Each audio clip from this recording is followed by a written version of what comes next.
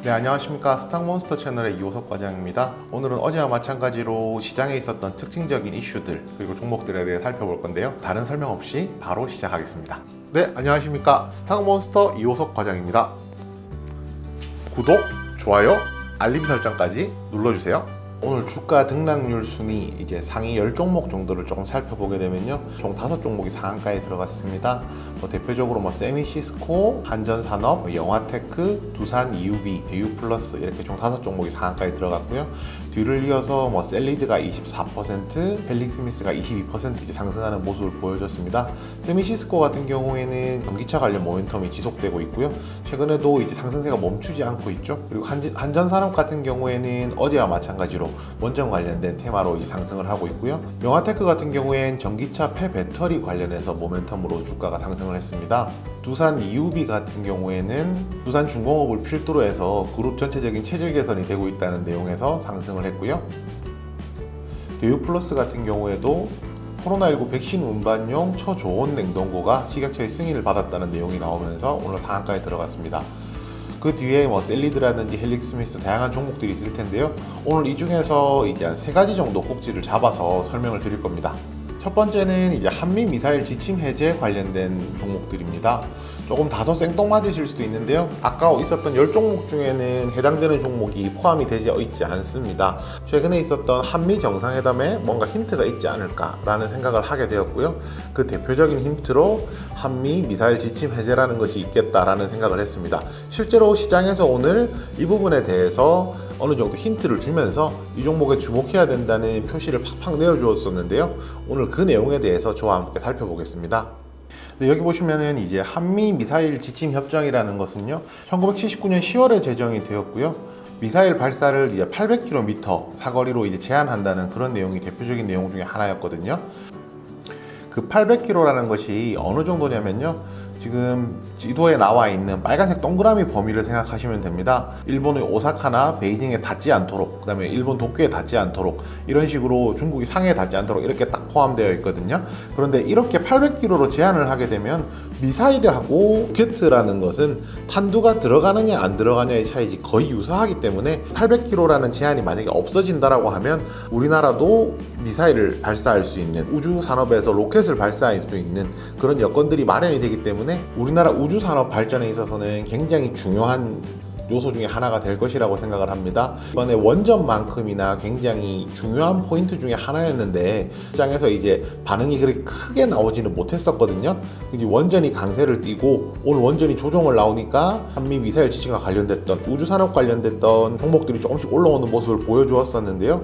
이 부분이 오늘 굉장히 중요한 힌트라고 생각하고 추가적인 상승이 나올 수가 있기 때문에 이에 따라서 대응하는 것이 굉장히 중요하다고 생각합니다.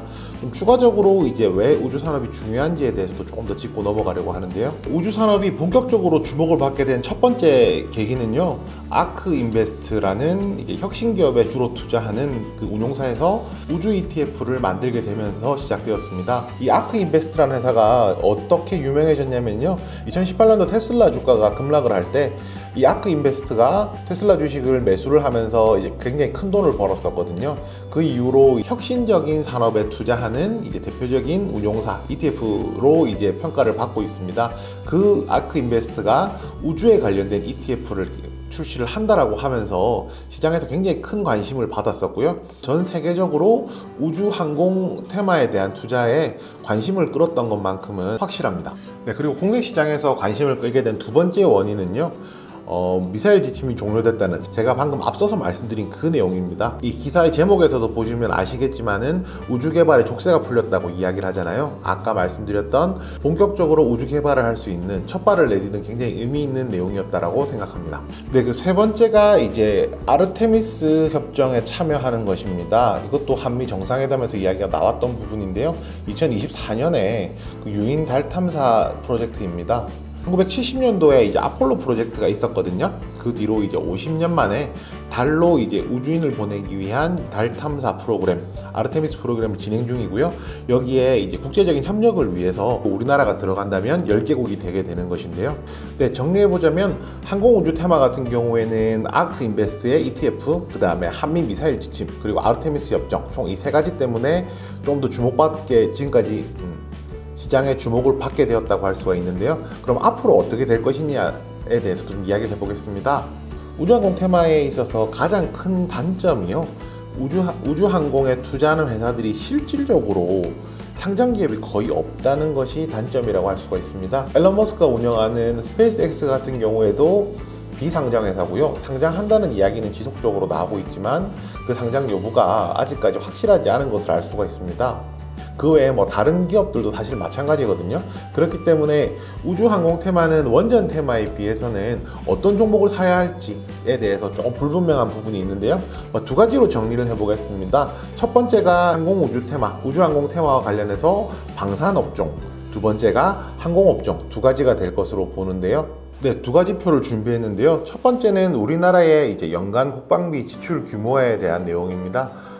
연평균 한 6.1% 정도 지속적으로 향후 5년 동안 국방비가 늘어날 것으로 보거든요. 그렇지만 이 국방비가 6% 정도 늘어난다는 것이 방위산업업체의 입장에서는 안정적인 수익을 낼 수는 있겠지만은 국방비가 극적으로 늘어나지 않는 이상 초과적인 수익을 낼 수는 없습니다.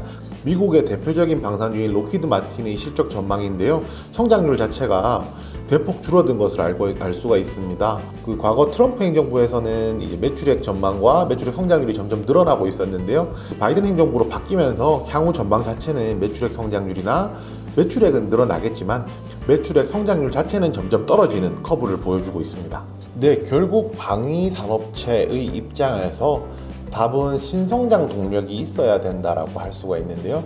그 신성장 동력을 많은 방산업체들이 우주산업으로 보고 있습니다. 우주산업이 이제 신성장 동력이 되는 데 있어서 굉장히 중요한 요소 중에 하나가요, 우주 발사체의 평균 가격이 점점 떨어지고 있다는 점입니다. 그 표를 보시면 과거 1960년대 이제 아폴로 프로그램 시작했을 때에 비해서 이번에 2019년에 스페이스X에서 이제 발사체를 발사했을 때 가격이 거의 한 10%밖에 되지 않는다는 것을 알 수가 있는데요. 민간 입장에서 보았을 때는 더 이상 이제 큰 규모의 돈이 들어가지가 않기 때문에 과거에 비해서 민간에서 사업을 할 수 있는 그런 영역들이 더 많이 늘어났다라고 볼 수가 있습니다. 스페이스X는 이제 민간 기업 최초로 우주선 사업에 진출을 했고요. 최근 수년 전부터 나사의 우주선 발사 물량 전부를 대행을 하고 있는 상황이고요. 우리나라도 아리랑 위성 등을 이제 스페이스X에 맡겨서 이제 우주 공간에 배치를 했던 이제 경험을 가지고 있습니다. 바이든 행정부가 출범한 이후에 국방 예산이 감소하게 된다면 전통적인 방산업체들도 그 우주 개발을 통해서 성장을 추구해야 하는 그림이 나온다라고 판단할 수가 있는데요. 스페이스X의 기업 가치가 설립 21년 만에 3,700배 정도 상승을 했습니다. 유일하게 상장된 기업인 버진 갤럭시 또한 현재 매출액은 0이지만 시가총액은 여전히 60억 달러로 평가를 받고 있습니다. 우주산업 같은 경우에는 지금 당장 실적이 나오지 않더라도 혁신적인 이벤트만 있다면 주가가 지속적으로 상승할 수 있는 여력을 가지고 있다고 할 수가 있는데요. 제가 준비해놓은 표를 보시면 스페이스X의 주요 이벤트와 기업 가치 변화 추이, 그리고 버진 갤럭틱의 이제 주요 이벤트와 기업 가치 변화 추이를 볼 수가 있는데요. 특정한 이벤트들이 나올 때마다 기업 가치가 팡팡팡팡 올라가는 것을 알 수가 있습니다. 네, 방산업체들을 살펴봐야 되는 내용에 대해서 이렇게 설명을 드렸다면요. 지금부터는 항공 부품과 관련된 회사들에 대해서도 살펴보는 방법에 대해서 말씀을 드리겠습니다. 항공우주 산업이라는 것이 더 이상 정부 주도가 아니라 민간 주도로 이루어지고 있거든요. 민간 주도로 이루어지는 것에 있어서 가장 핵심 포인트는 바로 상업성입니다. 과거에는 정부가 우주항공 관련된 기술을 공급을 하면 그에 따라서 이제 수요가 발생하는, 그 기술에 맞는 수요가 발생하는 형태였다라고 한다면, 지금은 수요가 있다면 민간이 거기에 맞는 기술을 개발하는 형태로 나가고 있거든요. 기업의 적은 돈을 버는 것이기 때문에 굉장히 자연스럽다고 생각하시면 됩니다. 그래서 이 상업성에 맞춰서 소형 위성이라든지 아니면 우주여행이라든지 이와 관련된 이제 산업들이 점점 발전하고 있다라고 생각하시면 됩니다. 정리를 해드리자면 결국 방산 같은 경우에는 안정적인 실적을 바탕으로 하면서 우주개발, 새로운 신사업에 투자를 할 수 있는 여력을 가지고 있고요. 항공 부품 관련 같은 경우에는 방산에 비해서 상대적으로 가격 변동성이 더 클 수밖에 없습니다. 우주항공 테마는 이 두 가지 성향으로 나누는 것이 맞을 것 같은데요. 보수적인 투자자로서 안정적인 수익을 기준으로 생각하시면 뭐 방산에서 하나 에어로스페이스라든지 LIG 넥스원 아니면 대표적인 한국 항공우주 같은 종목들이 있겠죠.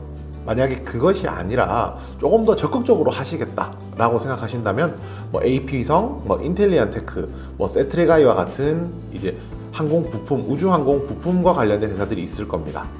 네, 오늘의 두 번째 꼭지는 토종 백신 선구매입니다. 저희가 백신이 중요한 것은 모르는 사람이 없지 않습니까? 근데 백신이 왜 중요한지에 대해서 조금 이야기를 해봐야 될 것 같은데요. 과거의 백신이라고 하면 가장 대표적인 게 독감 백신이라고 할 수가 있겠는데요. 그 독감 백신 같은 것만 하더라도 공공보건의 영역에 머물렀다라고 생각하시면 됩니다. 독감 백신이 있으면 좋지만 만약에 없다라고 해서 이제 국가적인 문제가 생기진 않았거든요. 그렇지만 코로나19 백신 같은 경우에는 공공보건의 영역을 넘어서게 됩니다. 왜냐하면 백신이 있는 나라와 없는 나라의 차이가 굉장히 크기 때문인데요. 더 이상 코로나19 백신의 경우에는 더 이상 공공보건의 영역이 아닌 국가안보의 영역에 해당하는 문제라고 생각하면 되고요. 그런 관점에서 우리나라에서 만든 백신, 토종 백신, K백신이라는 것이 없다라고 한다면 결국 해외 수입에 의존할 수밖에 없기 때문에 이 부분에 대한 중요성은 계속 강조되어 왔었습니다. 오늘 주식시장에 이런 내용이 전해졌는데요. 그 문 대통령이 이제 토종 백신을 확보하는 것이 백신 주권이 반드시 필요하다라고 이야기를 하면서 3분기부터 이제 임상 3상에 들어갈 것으로 예상되는 성공 가능성이 높은 K 백신을 선구매하겠다라고 이야기를 했거든요. 이제 뭐 하겠다라고 얘기는 했지만 실제 할지 안 할지는 알 수는 없습니다. 그렇지만 시장은 기대감에 움직이는 것이기 때문에 당연히 이에 대한 반영을 할 수밖에 없고요. 3분기부터 임상 3상에 들어갈 것이 유력한 회사들이 이제 선구매 대상이 될 거라고 이야기를 했는데요. 임상 3상이라는 것은 임상 2상에서 안정성과 유효성을 검사한 이후에 그 표본을 더 크게 늘려서 하는 것을 임상 3상이라고 할 수가 있거든요. 3상에 이상에 성공하고 3상에 들어갔다는 것 자체가 어느 정도는 이제 검증이 되었다, 입증이 되었다라고 할 수가 있기 때문에 그에 맞춰서 정부에서 선구매를 진행하겠다라는 내용입니다. 그것 때문에 오늘 움직이게 된 대표적인 종목이 바로 셀리드인데요. 네, 현재 국내에서 코로나19 백신 관련해서 임상에 진입한 기업은 총 5곳입니다. SK바이오사이언스, 셀리드, 유바이오로직스, 제넥신, 진원생명과학 총 이렇게 5곳인데요. 현재 이제 SK바이오사이언스, 셀리드, 제넥신 같은 경우에 이제 2상에 진입을 했거든요. 3분기에 3상에 진입할 수 있는 확률이 높은 회사가 이 세 군데라고 생각하시면 될 것 같습니다. 오늘 셀리드가 조금 더 주가상으로 주목을 받았던 점은 8월 중에 이제 임상 2상을 완료를 할 계획이라고 이야기를 했거든요. 그리고 2상을 마치는 대로 이제 상용화하겠다라는 그런 목표까지도 간간히 이야기를 하면서 아마 셀리드가 가장 빠르지 않느냐 이런 부분에 대한 기대감이 조금 있었다라고 생각을 하고요. 그 외에 유력한 후보가 이제 제넥신하고 이제 SK바이오사이언스인데요. 제넥신 같은 경우는 2회 이상 중간 결과가 7월 중에 발표가 나올 것으로 나와 있고요. 3상 같은 경우는 이제 인도네시아 등 다국가에서 진행을 할 것으로 예정이 되어 있습니다. 그리고 SK바이오사이언스도 유력하다고 이야기가 나오는데요. 현재 진행 속도를 보았을 때 7월 중에 3상 임상 진입도 가능하다 이런 내용도 현재 나와 있거든요. 우선 이제 셀리드가 가장 시세가 잘 나와 있는 상황이고 앞서가고 있으니까 셀리드에 첫 번째 주목하시는 것이 맞고요. 그 외에 이제 가능성이 높아 보이는 뭐 제넥신이나 SK바이오사이언스 또한 이제 관심 가지고 지켜보시는 것이 좋을 것 같습니다. 네, 그리고 오늘 생각지 못했던 종목이 하나가 불쑥 튀어나왔습니다. 바로 대유플러스인데요. 네, 그 대유플러스에서 개발한 코로나19 바이러스 백신 운반용 이제 초저온 냉동고가 미국 FDA 사전 승인을 받았고요. 그 다음에 식약처에서도 수출 허가를 획득한 것으로 내용이 나오거든요. 그래서 이런 내용들이 이제 주가에도 지금 영향을 끼쳤다라고 생각을 하고요. 네, 오늘 세 번째 마지막 꼭지는 이 전기차 재활용 배터리에 관련된 내용인데요. 오늘 시세가 나왔던 종목은 영화테크와 파워로직스입니다. 영화테크 같은 경우에는 오늘 상한가에 들어가기도 했었는데요. 관련된 내용을 살펴보면 바이든 행정부에서 중국을 견제하기 위한 차원에서 현재 글로벌 공급망 점검이라는 보고서를 작성을 하고 있거든요. 그 보고서에서 나올 내용이 그 전기차용 배터리 재활용에 대한 연구 개발을 지원하겠다 이런 내용이 나온다라는 이야기가 있습니다. 그와 관련해서 이제 관련된 사업을 진행하고 있는 그 영화테크와 이제 파워로직스가 시장에서 관심을 받았고요. 그 중에서 특히 영화테크 같은 경우에는 상한가에 들어가면서 굉장히 강력한 시세가 나왔습니다. 마지막으로 이제 글로벌 공급망 점검이 무엇인지에 대해서 조금 짚고 넘어가야겠는데요.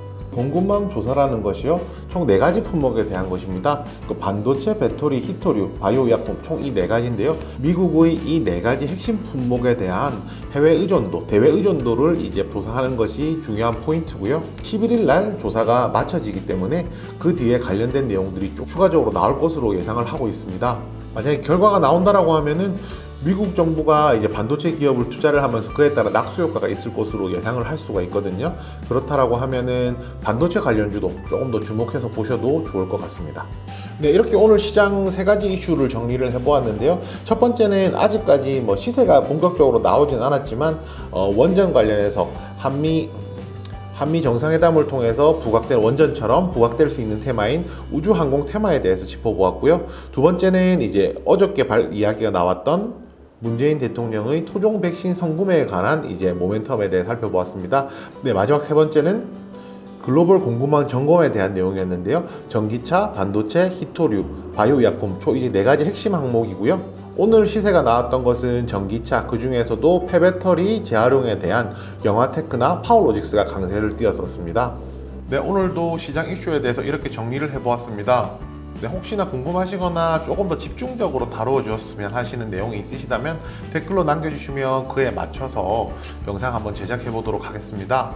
네, 오늘 말씀드렸던 내용 중에서 우주항공 테마는 시간을 따로 빼서 영상을 한번 제작해 보도록 하겠습니다. 긴 시간 시청해 주셔서 감사드리고요. 지금까지 스탁몬스터 채널의 유호석 과장이었습니다. 감사합니다.